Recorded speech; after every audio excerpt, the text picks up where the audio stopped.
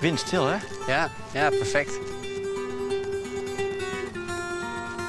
Ik hoor van alles, hè? Ja. Pimpelmeesjes. Ja.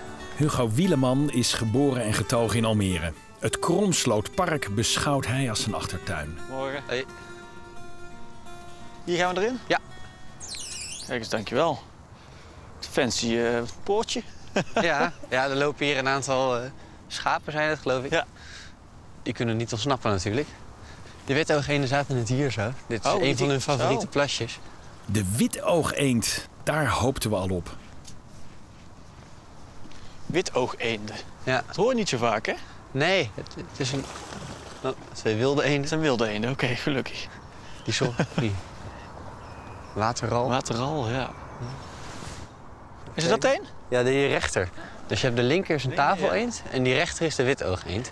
Ja, tafel is een vrouwtje. Ja, en dat witoogeend een mannetje met dat witte oog. Vrouwtjes van de witoogeend hebben een donkere iris.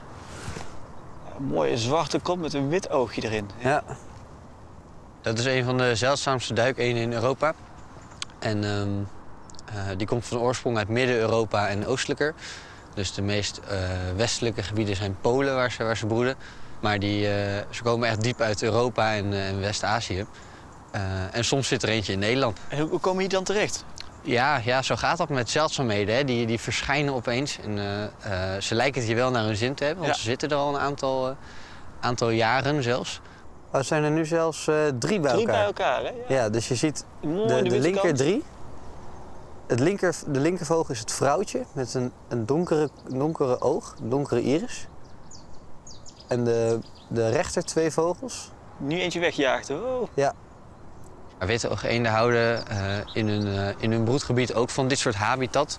Dus zoetwater, plassen en meren met rietvelden daaromheen. Dat zou ze kunnen trekken, maar je hebt natuurlijk een hoop van dat soort plekken in Nederland. Dus dat is een beetje gissen waarom ze hier Je hebt zitten. wel heel veel riet hier, hè? Ja, dat is zo. Ja.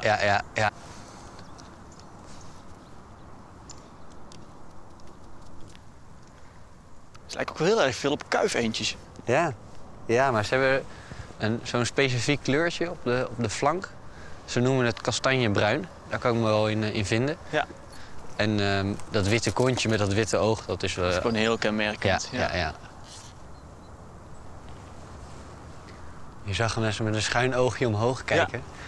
Nu ziet hij het vliegen. Oh, Dat is die aalschoor. Vaak dan, als je vogels schuin omhoog zit kijken, dan vliegt er iets groots. Ja, ze zijn vaak wel alert. Al lijkt dat nu niet zo. Maar, Nee. Ja, met ook al die geluiden hier. Het geluid van de snelweg, al die mensen die voorbij komen fietsen. Ja.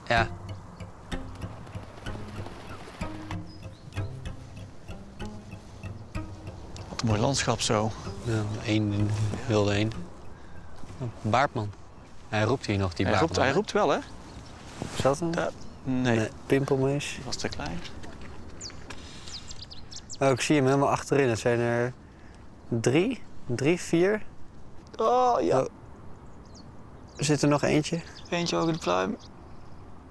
Mooi. Ja, wel leuk. Ook Leuk. een typische soort van hier.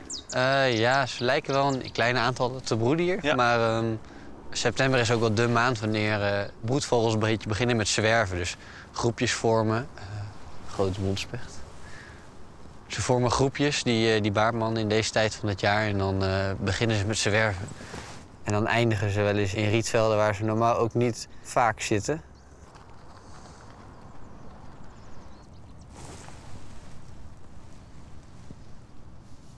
Hier zit iets vooraan.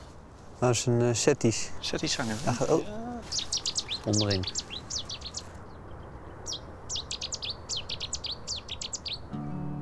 Die is tot op beeld.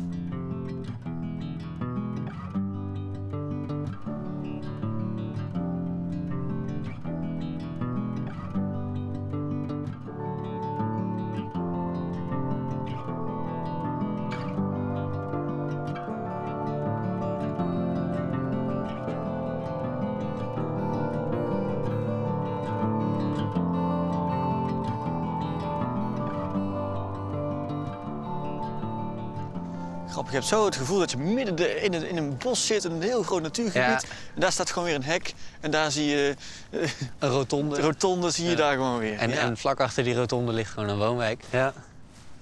Oh, hier, mooie reigergroepje. Oh, wauw. Allemaal blauwe. Nou, leuk, echt een mooie V-formatie. Dat van reigers, hè? Bijzonder.